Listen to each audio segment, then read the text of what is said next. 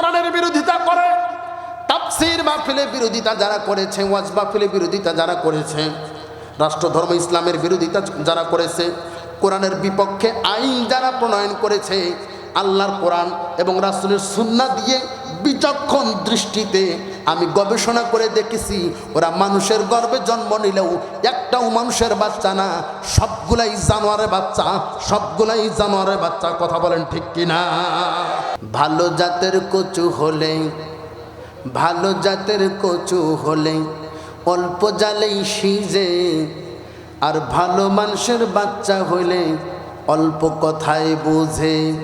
গাদাকে পিটাইলে কভু মানুষ নাহি হয়, চিকার গায়ে আতর দিলে গন্ধ নাহি যায়। কচুর জাত যদি ভালো হয়, লম্বা সময় পানিতে জাল দেওয়া লাগে না, সিদ্ধ করা লাগে না। জাল যদি জাত ভালো না হয়, সকাল থেকে সন্ধ্যা পর্যন্ত চুলায় রেখে গরম করলেও ঘেঁচর ঘেঁচর ছাড়ে না। এজন্য ভালো মানুষ হলে আকেলমানরা ইশারা ভাষার ইশারায় কথা বুঝে নেয়।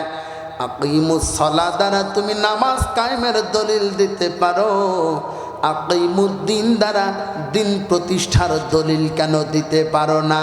বোঝা যায় তুমি সুবিধাভোগী মানুষ, যেইটা পছন্দ হয় ওইটা মানো, যেইটা পছন্দ হয় না ওইটা মানো না। তোমার মতো বাটপার মার্কা বান্দার আল্লাহর দরকার নাই। ইয়া আইয়ুহাল্লাযীনা আমানু দুখুলু ফিস-সিলমি কাফা, ইসলামের ভিতরে পরিপূর্ণভাবে প্রবেশ করো। অর্ধেক মানবা অর্ধেক মানবা না, তা হবে না, তা হবে না। ঠিক? জামাই বিয়ে করেছে, নতুন নতুন শ্বশুর বাড়ি থেকে গিফট দিয়েছে, তো জামাই খাটো হলে কি হবে? শ্বশুর মহব্বত করে বাজারে বড় প্যান্টটাই কিনে নিয়ে আসছে। প্যান্ট পরতে যায়, জামাই দেখে ও প্যান্ট পরলে নিচে আর জুতা মুজা পরার দরকার নাই। বিবিকে ডাক দেয়, বলে বিবি, আল্লাহ আমাকে বানাইছে খাটো করে, কিন্তু তোমার বাবা মহব্বত করে তো বড় প্যান্টটাই নিয়ে আসছে, নষ্ট করার দরকার নাই। 4 আঙ্গুল কাইটা সুন্দর করে সেলাই করে রেখো যেন আমি পড়তে পারি। নতুন বউ বাড়িতে মা বাবা ভাই বোন আত্মীয় স্বজন ছাইরে আসছে, তার কি আর প্যান্টের কথা মনে আছে? বাড়ির কথাই ভুলে গেছে। আসরের সময় ছেলে আইসা বলতেছে, বিবি প্যান্টটা কি কাটা হয়েছে? নতুন বউ জিব্বায় কামড় দেয়া বলতেছে, সর্বনাশ স্বামী গো, আমি তো ভুলে গেছি। যুবক মানুষ রক্ত গরম, ধমক দেয়া বলে, এই প্রথম তোমাকে একটা কাজের জন্য আদেশ করলাম, এটাই তুমি করতে পারলা না, বাকি জীবন তোমার এনে কেমনে কাটাবো? পাশের ঘর থেকে মা দৌড়া এসে বলতেছে, বাবা রাগ করিস না, নতুন বউ, আমাদেরও যখন নতুন নতুন বিয়ে হয়েছে বাড়ির চিন্তা এগুলো ভুলে যাইতাম, রাগ করিস না, তুই এখন বাজারে যা, সন্ধ্যার পরে আসিস, আমি কাইটা রাখবো। নতুন বউ চিন্তা করলো, প্রথমবার কাটি নেই তাই যে ধমক, এবার এসে যদি দেখে যে 4 আঙ্গুল কাটি নেই, তাহলে তো পিটানি শুরু করবে। কি করবে? নতুন বউ আগেই 4 আঙ্গুল কাটা সুন্দর করে সেলাই করে রাখছে। এখন মা চিন্তা করতেছে, নতুন বউ তো আবারও ভুলে গেছে, অতএব আমার ভুলে গেলে চলবে না। মা এসে আবারও 4 আঙ্গুল কাটছে, কাইটা সেলাই করে রাখছে। বাড়িতে আসছে বড় বোন, চিন্তা করলো, ভাবি নতুন মানুষ, মা বুড়ি মানুষ, হিসাব অনুযায়ী দায়িত্বটা তো আমারই ঘাড়ে আসে। বড় বোন এসে আবার 4 আঙ্গুল কাটছে, কাইটা সেলাই করে আয়রন করে রেখে দিছে। মাগরিবের পর ছেলে এসে বলতেছে, বিবি প্যান্টটা কি কাটা হয়েছে? নতুন বউ বলতেছে, জি হ্যাঁ, তার প্যান্টটা কাটছি। পাশের ঘর থেকে মা দৌড়ে এসে বলতেছে, খবরদার বৌমার সাথে রাগারাগি করবি না, আমি নিজের হাত দিয়ে 4 আঙ্গুল কাটছি। বারান্দায় ছিল বড় বোন, চিন্তা করে সর্বনাশ, খায় দায় চানমিয়া মোটা হয় জব্বার, কাজ করলাম আমি, আর ক্রেডিট নাই ওরা। দৌড়ে আসা বলতেছে, ভাইজান মোটেও রাগারাগি করবেন না, ভাবি নতুন মানুষ, মা বুড়ি মানুষ, এই জন্য আমি নিজেই দায়িত্বশীল হয়ে নিজের কাঁধের দায়িত্বটা নিয়ে নিজের হাত দিয়ে যত্ন করে 4 আঙ্গুল কাইটা আয়রন করে রেখে দিছি, এখন আরামদায়ক হবে। 3 জনের কথা শুনে ছেলে চোখ উল্টাইতেছে, আর চিন্তা করে, হায় হায় প্যান্টের না জানি কি অবস্থা। প্যান্টটা নিয়ে আইতো, প্যান্ট নিয়ে আইছে, প্যান্ট যখন পরছে এখন দেখে ফুল প্যান্ট, আর ফুল প্যান্ট ওটা 3 কোয়ার্টার হয়ে গেছে। কি হয়েছে? 3 কোয়ার্টার হয়েছে। ঠিক তেমনি ইসলামটাকে কাটতে কাটতে ছাড়তে ছাড়তে এ জাতি 3 কোয়ার্টার ইসলাম বানাইছে। কথা বলে না? ইসলাম থেকে, কোরআন থেকে রাজনীতি বাদ দিছে, কোরআন থেকে অর্থনীতি বাদ দিছে, কোরআন থেকে সমাজনীতি বাদ দিছে, কথা বলে না, কোরআন থেকে এ নারী নীতি বাদ দিছে। একটা একটা করে বাদ দিতে দিতে কোরআন আর ফুল কোরআন না, এটা এখন 3 কোয়ার্টার বানাইছে, কথা বলে না। অতএব তোমার 3 কোয়ার্টার না ইসলাম আল্লাহ জীবনে কবুল করবে না, কথা ঠিক আছে তো? আল্লাহ বলতেছেন আইয়ুহাল্লাযীনা আমানু দুখুলু ফিস-সিলমি কাফা, ও আমার ইমানদার বান্দারা ইসলামের ভিতরে পরিপূর্ণভাবে প্রবেশ করো। অতএব অর্ধেক মানবেন অর্ধেক মানবেন না, তা হবে না, তা হবে না, ঠিক আছে কথা? এজন্য ইবাদত মানে নামাজ রোজা না। মসজিদে গেলেন আর কয়েকটা আসার খায়া কপাল ফাটাইলেন, ওটার নাম ইবাদত না, ওটা ইবাদতের অংশ। ওটা কি? ইবাদতের অংশ। মানতে হবে পুরাটা। এদের স্বাধীন হওয়ার 50 বছর অতিক্রম হয়ে গেল, আজ অব্দি কোনো বিধর্মী গলা উঁচু করে বলতে পারে নাই রাষ্ট্র ধর্ম ইসলাম মানি না, বলছে? হ্যাঁ, ওরা বললে বলতে পারতো, তাহলে আমাদের আপত্তি ছিল না। ওরা বিধর্মী বলতেই পারে, ঠিক না? আজ পর্যন্ত কোনো বিধর্মী বলে নাই সংবিধান শুরুতে বিসমিল্লাহ রাখা যাবে না। ওরা বললে আমাদের আপত্তি ছিল না, বলতেই পারেন। দুঃখজনক হলেও সত্য, এই দাবিগুলো যারা করেছে সবগুলোই নামের আগে মুহাম্মদ শব্দ লাগায়া মুসলমানের ঘরে জন্মগ্রহণ করে জাতির সামনে দরবেশ সেজে তারা ধোঁকা দিয়েছে। দরবেশ বাবা, হ্যাঁ, আমি চিন্তা করি ব্যাপার কি, বিধর্মীরা যেটা বলবো এটা ওরা বলে কেন? কারণ আছে না নাই? কথা বলেন, কারণ আছে না? আমি অনেক অ্যানালাইসিস করে গবেষণা করে দেখলাম এদের গোড়ায় সমস্যা। সমস্যা কোথায়? গোড়ায়। প্রথম যে উদাহরণটা দিছিলাম ওইটা আবার দিই। ছোটবেলায় দেখতাম মা ও খালা চাষিরা মুরগির নিচে হাঁসের ডিম দিয়া বাচ্চা ফুটাইতো। হুজুর দেখছেন? এখনো কি দেয়? চিন্তা করেন মানুষ কি পরিমাণ বাটপার। অবলা মুরগির সাথেও বাটপারি করে, ঠিক না? বেচারা মুরগি তো আর বোঝে না, এ বেচারা গরম করে করে বাচ্চা ফুটাইছে। হাঁসের ডিম থেকে বাচ্চা বাইর হয়, মনে করে এটাই মা, মুরগি মনে করে এগুলোই বাচ্চা, নিজে খায় না, বাচ্চাদেরকে খাওয়ায়, ঘুরে ঘুরে নিয়ে বেড়ায়। হঠাৎ করে একদিন গ্রুম গ্রুম আওয়াজ হচ্ছে, টিপ টিপ করে বৃষ্টি পড়তেছে, মুরগি আরো থাকে, এক লাফ দিয়ে বারান্দায় হাজির, পাখা দুইটা উঁচা করে ডাকতেছে, আমার সোনামণিরা, আমার খোকারা, এখনই বৃষ্টি পড়বে, তোমাদের গায়ে বৃষ্টির ফোঁটা লাগবে, তোমাদের ঠান্ডা হবে, জ্বর হবে, আমি মা তোমাদের ট্রিটমেন্ট করতে পারবো না, অতএব তোমরা তাড়াতাড়ি আমার কাছে আসো, আমি মা তোমাদের জন্য এয়ার কন্ডিশনের ব্যবস্থা করছি। সুবহানাল্লাহ বলবেন না? আচ্ছা বলে তো দেখি, মুরগি এখন যতই কারিয়ানা সুরে ডাকুক আর চরমনায় সুরে ডাকুক, বাচ্চা কি কথা শুনবে? হ্যাঁ, কথা কয় না? বৃষ্টি যত পড়ে বাচ্চা তত লাফালাফি করে, কথা কয় না? বাচ্চা তত লাফালাফি করে। মুরগি চিন্তা করে সর্বনাশ, ওদের বাপদাদা 14 গোষ্ঠী তো এরকম ছিল না। ওদের বাপদাদার 14 গোষ্ঠী জীবনে কেউ পানিতে যায় না, আর ওরা পানিতে লাফালাফি করতেছে। কেমন কুলাঙ্গার জন্ম দিলাম। মুরগির মনে বড় ব্যথা, পাশের মুরগিকে ডাক দেয়া বলে, বুবু সর্বনাশ, কি হয়েছে? বংশের জাত কুল সব শেষ। ওদের 14 গোষ্ঠী, ওদের বাপের বংশ, মায়ের বংশ, কোন বংশে কোন মুরগির মোরগের বাচ্চা জীবনে পানিতে যায় নাই, আর ওরা কেমনে পানিতে লাফায়? বংশের মান সব শেষ করছে। পাশের বাড়ি মুরগি ডাক দেয়া বলে, বুবু চিন্তা করিস না, কিছু না কিছু ঘটনা তো আছে, আমার একটু গবেষণা করতে দে। পাশের বাড়ি মুরগি ভালোভাবে তাকায়া অ্যানালাইসিস করে রিপোর্ট দিল, বুবু তুমি তো নিজের পেটে ধরেছ, নিজে না খাইয়া বাচ্চাদেরকে খাইয়েছ। আমি আমার বিচক্ষণ দৃষ্টি দিয়ে তাকিয়ে দেখলাম, তুমি যেগুলোকে নিজের বাচ্চা মনে করেছ একটাও তোমার বাচ্চা না, সবগুলো হাঁসের বাচ্চা। কিয়ামত পর্যন্ত যদি তুমি তাদের চরমনায় সুরে আর কারিয়ানা সুরে ডাকো, ওরা কিয়ামত পর্যন্ত তোমার ডাকে সুর সাড়া দেবে না। ওরা কিসের বাচ্চা? কথা বলেন। ঠিক তেমনই যারা কোরআনের বিরোধিতা করে, তাফসীর মাহফিলের বিরোধিতা যারা করেছে, ওয়াজ মাহফিলের বিরোধিতা যারা করেছে, রাষ্ট্রধর্ম ইসলামের বিরোধিতা যারা করেছে, কোরআনের বিপক্ষে আইন যারা প্রণয়ন করেছে, আল্লাহর কোরআন এবং রাসূলের সুন্নাহ দিয়ে বিচক্ষণ দৃষ্টিতে আমি গবেষণা করে দেখেছি, ওরা মানুষের গর্ভে জন্ম নিলেও একটাও মানুষের বাচ্চা না, সবগুলাই জানোয়ারের বাচ্চা, সবগুলাই জানোয়ারের বাচ্চা। কথা বলেন ঠিক কিনা?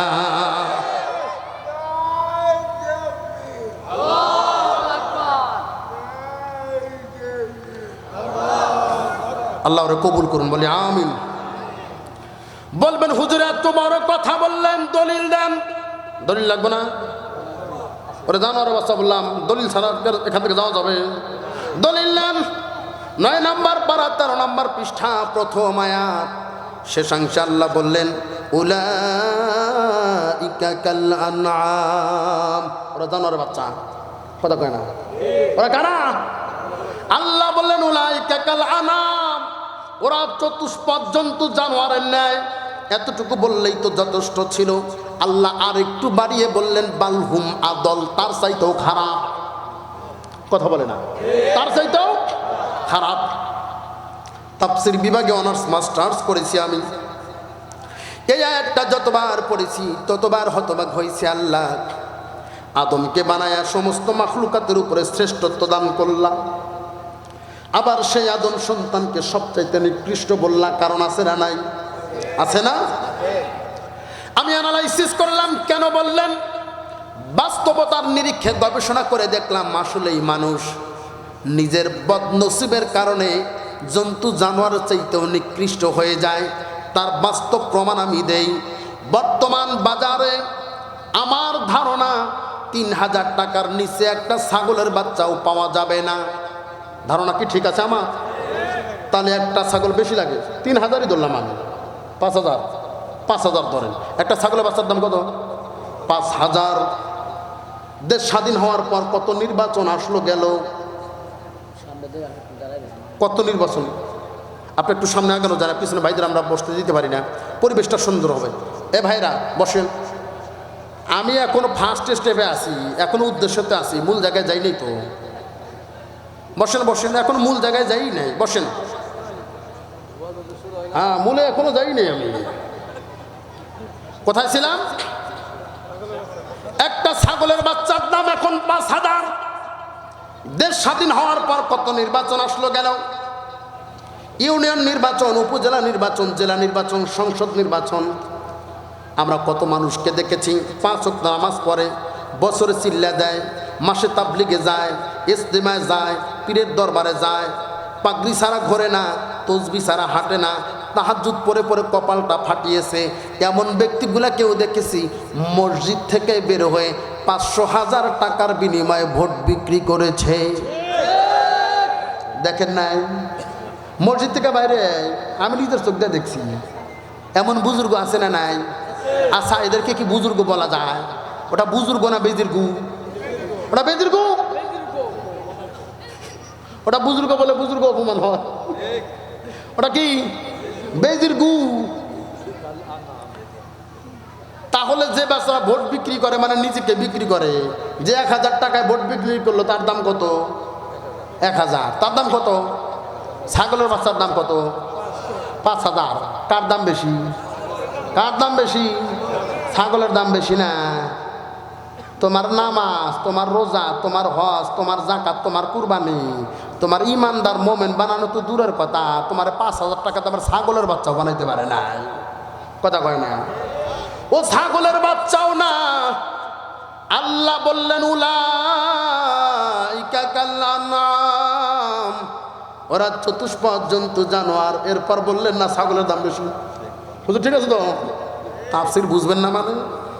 বুঝায় ছাড়বো আজকে।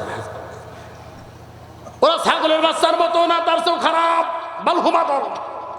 ঠিক আছে কথা? এই জন্য ইয়া আইয়ুহান নাসু উবুদু, ইবাদত করো তোমাদের রবের, রব্বুকুম, তোমাদের রবের। কেন করবা? কেন করবা? কেন তার আইন মানবা? কেন তার গোলামি করবা? রাজনীতির কথা কেন যে বলবো না বলেন তো দেখি? আপনি কবরে যাবেন, 3টা প্রশ্নই তো রাজনীতির প্রশ্ন। কথা কয় না? 3টা প্রশ্ন কি? রাজনৈতিক প্রশ্ন। বলবেন হুজুর আজব আজব কথা কোত্থেকে বলেন? আমরা শুনি একটা, আপনি বলেন আর একটা। প্রথম প্রশ্ন কি? মার রব্বুকা, তুমি আইন মানছো কার? কথা কয় না। হ্যাঁ, রাজনৈতিক প্রশ্ন না, কথা কয় না। আইন মানছো কার? ওমা দিনুকা, তোমার দল কোনটা? কথা কয় না। বুঝলো, এটা কি রাজনৈতিক প্রশ্ন না? রাজনীতি খুঁজে পাও না তুমি।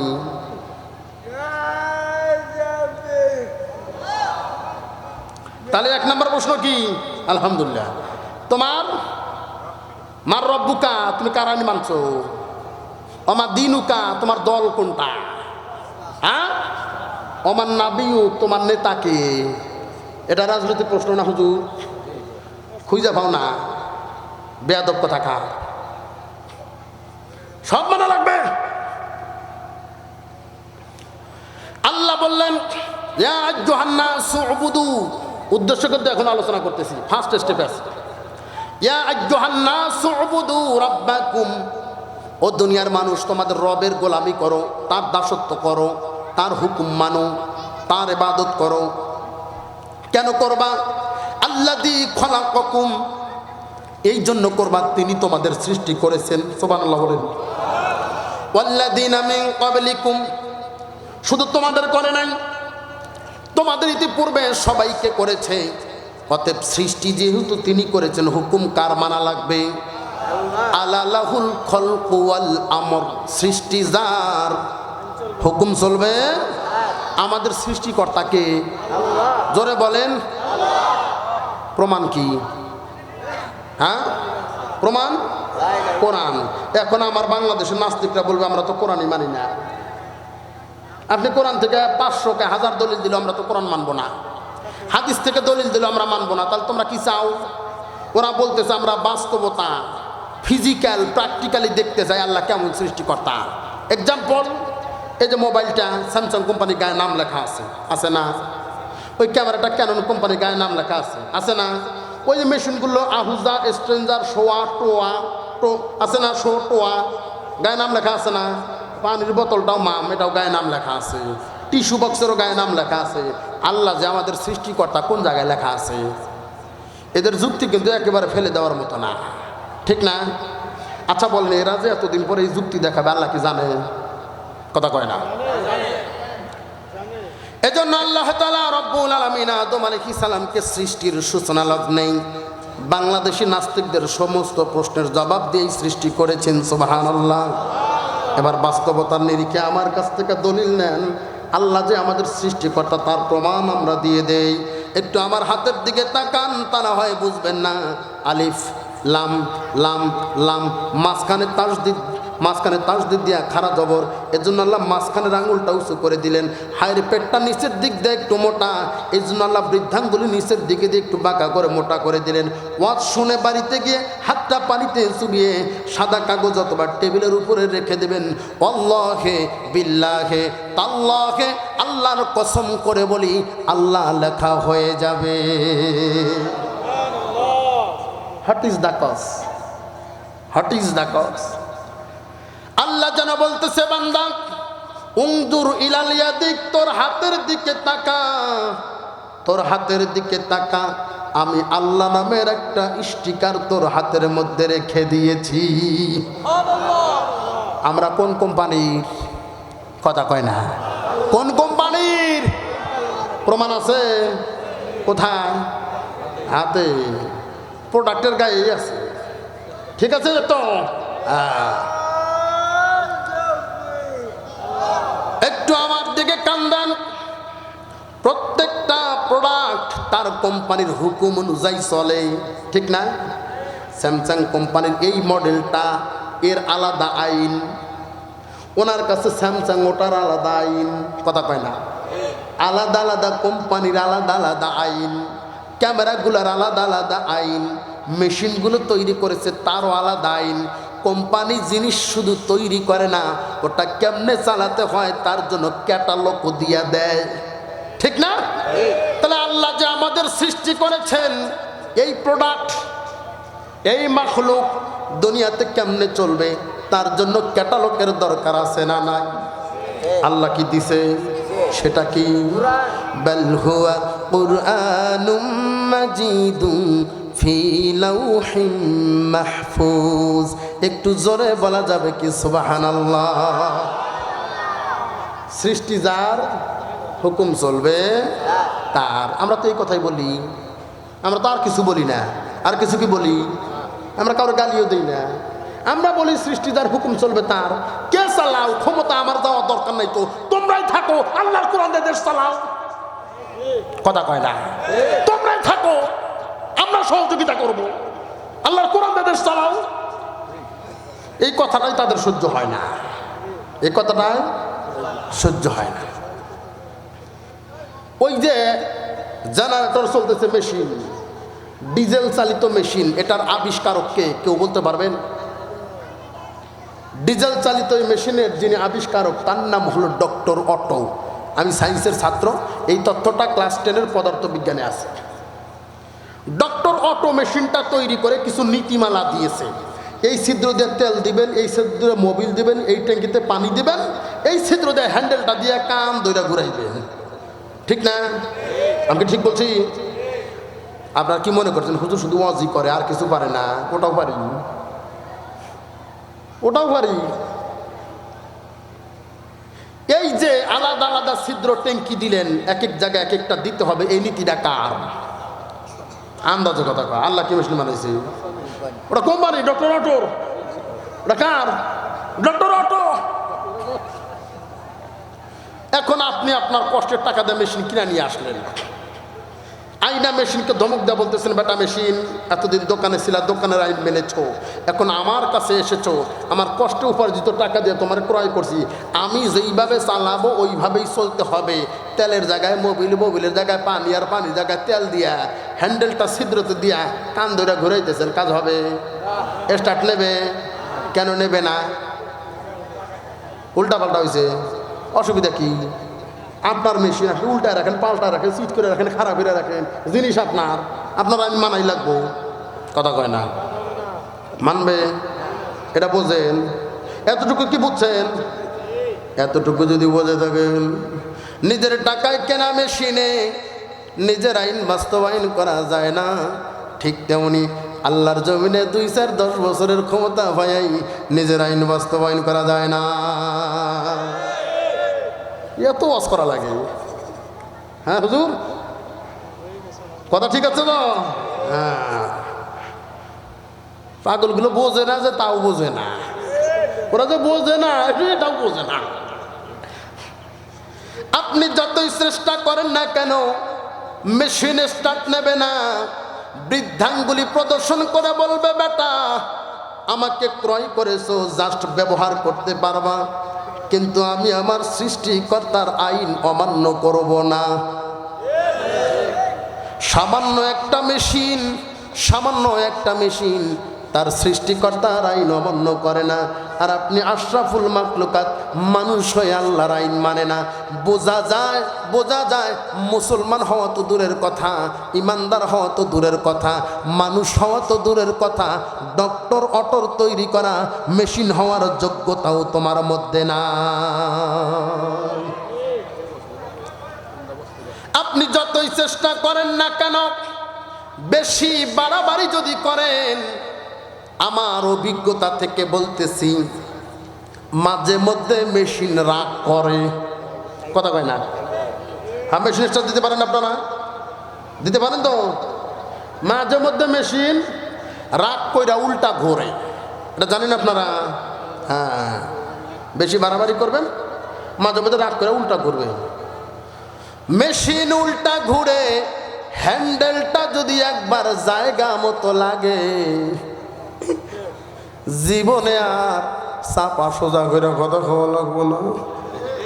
শ্বশুর বাড়ি যায় মুরগির রান, হারে কিভাবে খায়, শাশুড়ি খায় না, শালা সম্বন্ধীরা হয় না, বেচারা জামাই বাড়িতে পায় না, শ্বশুর বাড়িতে যা 2-3টা যা পায় একসাথে নিয়ে কঠোর করে খায়, শাশুড়িকে শব্দ শোনায়, চিন্তা করে না মা দাঁতের যেই পাওয়ার, আরো 2-4টা দিলে কোনো ব্যাপারই না, ঠিক না? কিন্তু হ্যান্ডেলটা একবার উল্টা ঘুইরা যদি চাপার মধ্যে লাগে, জীবনে আর চাপা সোজা ঘুইরা কথা বলা লাগবে না। ঠিক তেমনি আল্লাহর জমিনে আল্লাহর আইন বাস্তবায়ন না কইরা যারাই নিজেদের আইন বাস্তবায়ন করতেছে আল্লাহর আইনের সাথে বাড়াবাড়ি করেছিল, ইতিহাস প্রমাণ করে একটারও সাফার দাঁত ঠিক নাই। কথা কয় না? উল্টা ঘুইরা জনগণ উল্টা ঘুইরা এমন ভাবে থাপ্পড় দিছে চাপা পাকা কইরা ইন্ডিয়া গেছে। ঠিক আছে কথা? কাসিম শীত বোঝেন? কাসিম শীত, কাসিম বলেন না কচ্ছপ বলেন? কাসিম কচ্ছপ। হ্যাঁ, এ কাসিম একবার শীত হইলে কেউ সোজা না করলে মরার আগ পর্যন্ত সোজা হইতে পারে না। হুজুর, এ দেশের জনগণ বেশি বাড়াবাড়ি করেছিল, আল্লাহর আইনের উপরে বাড়াবাড়ি করছিল, খবরদারি করছিল। জনগণ মেশিনের মতো উল্টা ঘুইরা এমন থাপ্পড় দেওয়া দিছে ছাত্ররা, কাসিম শীত হয়ে এখন ইন্ডিয়া পইরা রয়েছে। জীবনে আর সোজা হওয়া লাগবো না। হ্যাঁ, কথা ঠিক আছে? তাহলে আমার আল্লাহ মানুষ বানালেন, উদ্দেশ্য আছে না নাই? উদ্দেশ্য কি? খালি নামাজ পড়া, রোজা রাখা, আল্লাহর আইন মানা। আল্লাহর আইনের মধ্যে নামাজ আছে, আল্লাহর আইনের মধ্যে রোজা আছে, আল্লাহর আইনের মধ্যে হজ আছে। আপনি নামাজ পড়বেন আর বাকিটা মানবেন না। কে শিখাইছে আপনার এই নামাজ? হুজুর, ঠিক আছে তো? ওস্তাদ তো ওনার সাথে কথা বলতে ভয় করে, এটা মাঝে মধ্যে জিজ্ঞাসা করি। অতএব আমার আল্লাহ মানুষ বানানোর পিছনে উদ্দেশ্য হলো আমার আল্লাহর আইন মানা। আমার আল্লাহ কি মানা? আইন মানা। এটা কি আপনারা মানতে রাজি আছেন?